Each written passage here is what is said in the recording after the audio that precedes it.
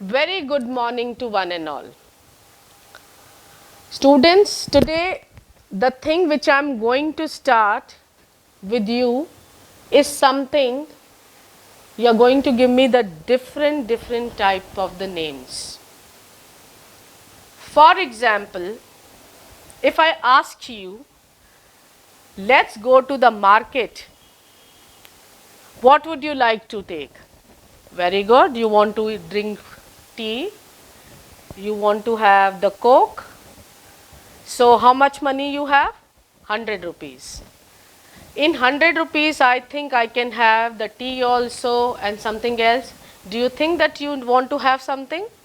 Okay, you want to eat samosa also. So what all you are saying here? We are talking about the different kind of things. You said you want tea. And yes, what do you say? Right. In 100 rupees, you have a desire to have tea at Cafe Day.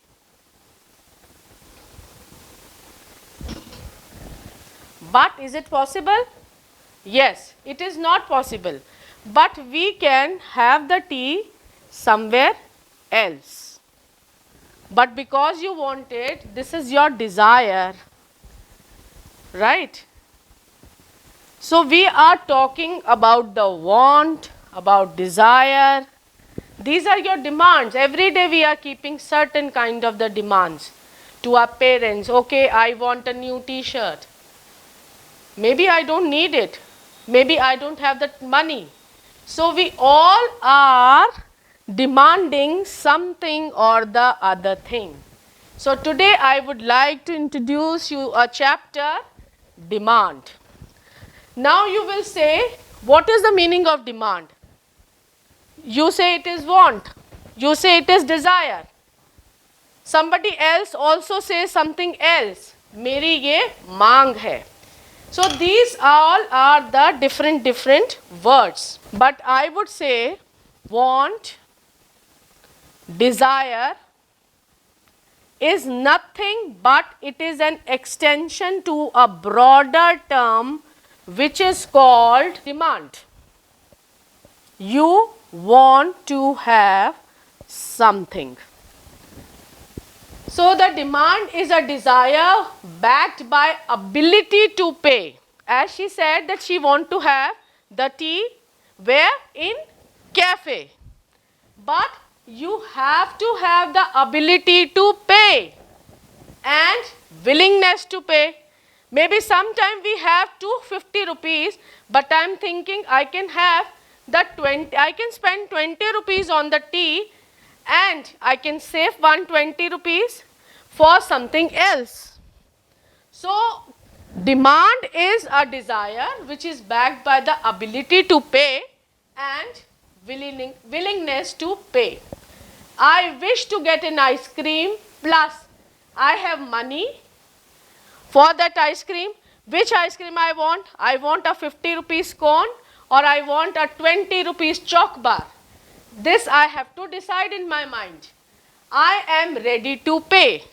मेरे पास 50 रुपए हैं, but am I ready to pay 50 rupees or I am ready to pay only 20 rupees.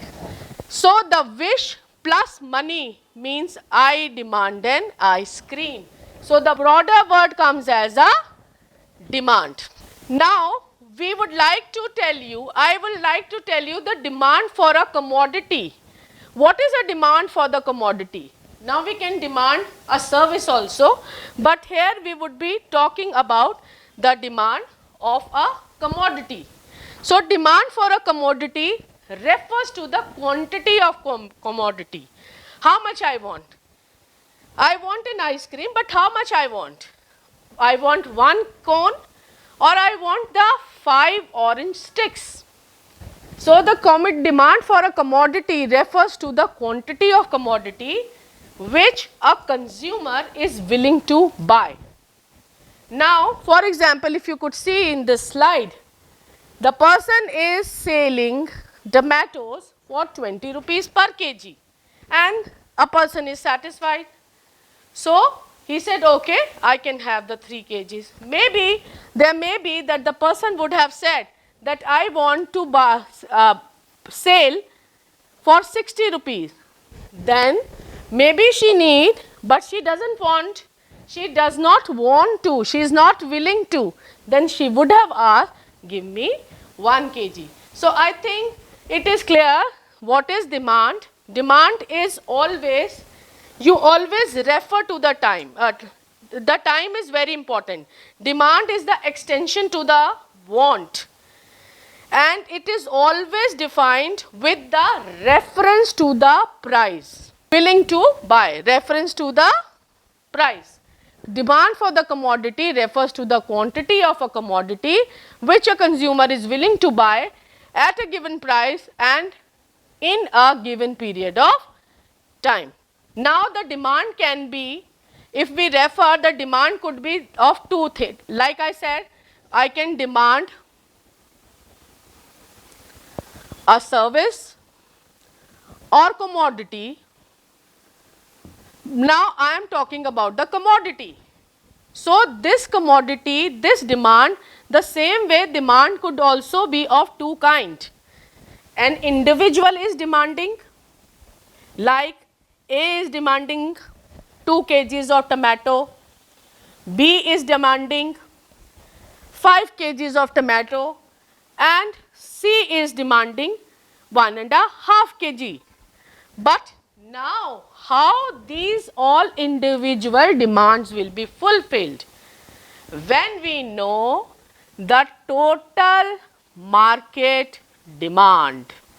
If you could see this, they want 2 kgs of tomato, the guy needs 1 kg of tomato, and this beautiful lady needs 4 kgs of tomato.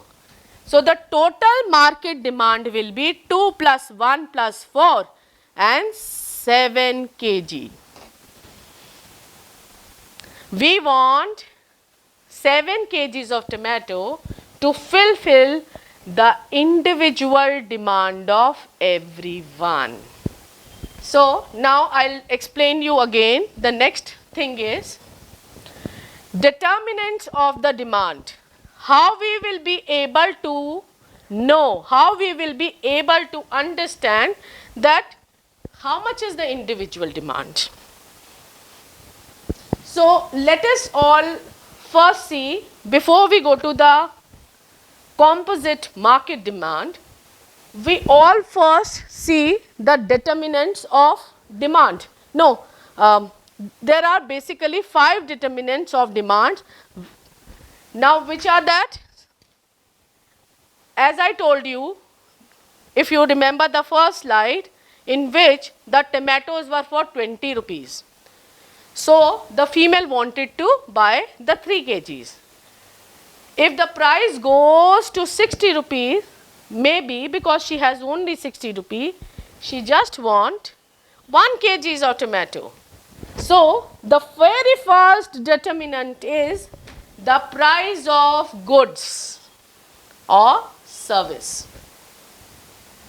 Next is the income of the buyer. Income, or how much money he or she has to keep a balance. So now the third is the expectation. What is your expectation? What kind of a thing you, because it is basically, we are talking about a person, an individual demand. So the expectation of a particular individual is very important in the same way the taste of the consumer. For example, as I asked you in the beginning, somebody told that I want to go in the market and drink Coca-Cola. Somebody was saying, no, I want to have the ganne ka juice. So that's the taste of the consumer. What kind of a thing he want to take. So let's now see what is this. This X stands for individual person, where the function means F. So we are talking about an individual demand. D stands for demand. So this F, how it is going to work? The first is price of goods, that is. Then what is the next thing? Income of buyer. We give it as, right? And then what is the next? The price we have taken, the income we have taken as I have written here. Then the taste. We have written no, the taste of the consumer. So it is T. And expectation, a person's expectation, that is E. And the last is the price of related goods and services. So these are the basic things. But children, I am removing this plus sign. Why I am removing this plus sign? And I am going to put the commas here, because it is not necessary that all fives are affecting the demand of an individual. Any one particular thing can change the entire scenario of demand. I think it is clear, like your taste has been changed. Earlier you were a fan of tea, but now you like black tea just to keep yourself more healthy. So the taste has changed person, and it will change the complete demand of that section. Students, now let us discuss, as I have written on the blackboard, about the determinants. Various determinants, as I discussed, there are basically we have chosen 5 determinants which are going to affect an individual demand. So the very first determinant which we will be taking today is the price of related goods. So price of related good has the 2 factors, 2 basic factors. Now what are these factors? One is the substitute goods and second is complementary goods. What is substitute good? We usually says no in the classroom, today the teacher, this teacher is absent, so she has the substitute period. But if I have to go in the maths period, I have the 2 complementary goods, a teacher and a blackboard and a writing chalk. So those are the complementary things. So let's see in the substitute. Substitute goods, for example, if you see here, make your vote. You see, I have the Coca-Cola with me and I have a Pepsi with me. These 2 can be the substitute of each other. There can be another substitute, for example, say thumbs up, or there is some other kind of a soda which might be the substituting, which is substituting the Coca-Cola. Thus Coca-Cola could also be of 2 kinds, sugar free, 0 calorie, or taste. Now but when we are talking about the substitute goods, we have to keep the 2 things in our mind. For example, usually the middle-aged people are consuming either the tea or the coffee, and we feel that the tea, which was earlier rupees 320 rupees per kg, now the favorite brand of tea becomes rupees 360 per kg. Now how, or it may be or it may not be, how the other factor, the coffee, how it is going to work, the other substitute. Maybe a person who likes tea also and who likes coffee also, he could switch to the coffee. So in the substitute goods, if the price of something rise, the quantity of substitute or other product also rise. Clear? Now, in the case of complementary goods, the rise in the price of one good will lead to the demand fallen in other good. For example, let's see the car and petrol. I want to see add up a word here before I further go. Now, for example, the petrol price was 65 rupees per litre, and in our house the car is also there, and we have the scooty also, and we have the bicycle. So we were using the car a little less. Okay, if we are going into the marketplace, we can use the bicycle. But for example, you imagine the government announced now the petrol is only for 50 rupees litre. So what happens? Instead of going on bicycles, we can, or an individual now will use the car. So you could see how it is working. In complementary goods, the rise in the price of one good or fall in the price of one good will lead to an opposite reaction of the demand of other good. Although very important, if you see, the whole economics is based on a very hypothesis behavior. For example, these days the young children have more flavor for the coffee, and even if the price of the tea goes down, they sometimes they don't change their habit of drinking coffee more.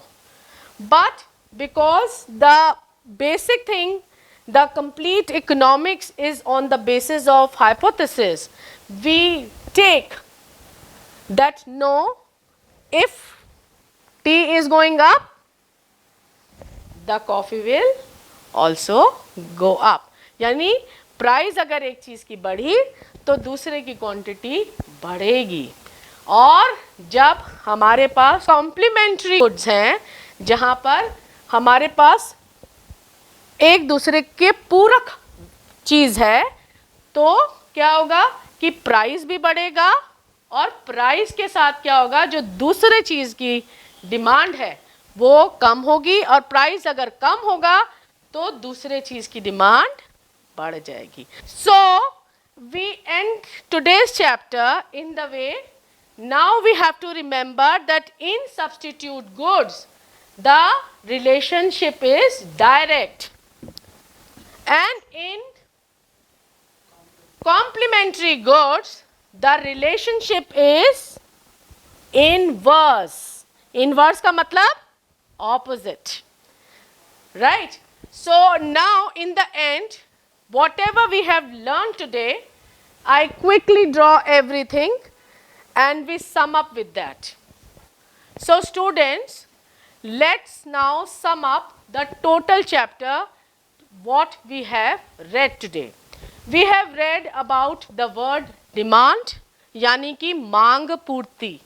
मांग, demand is associated with different kind of the words, a want or the desire.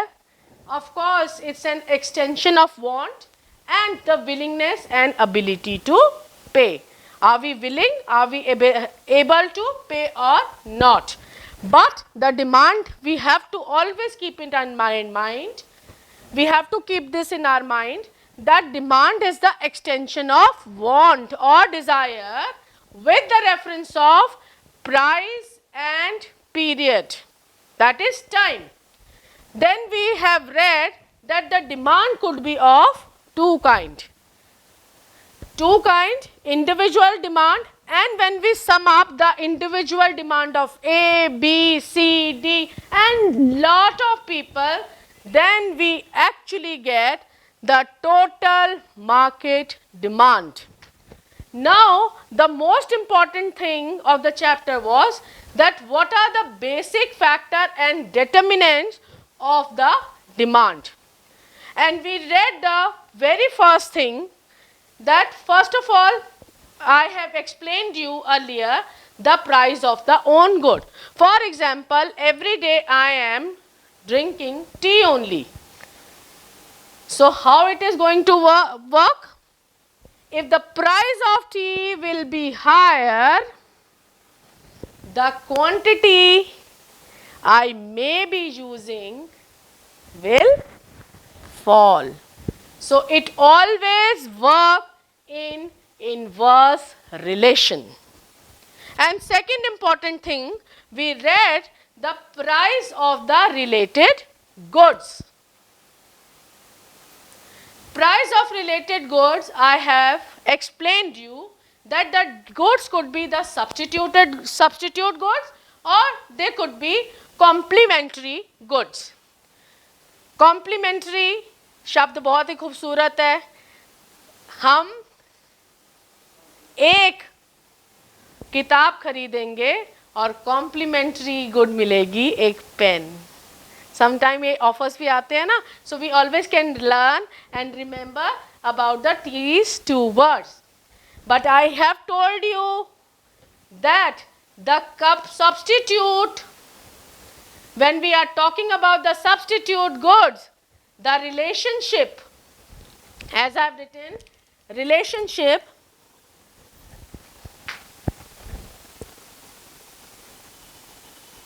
when we are talking about the relations, it is always have the direct or the positive relationship. And in complementary, the same way as I have told you, they have always the inverse relation or the negative relation. So I think the very first and very important determinant or the factor of demand is clear to everyone.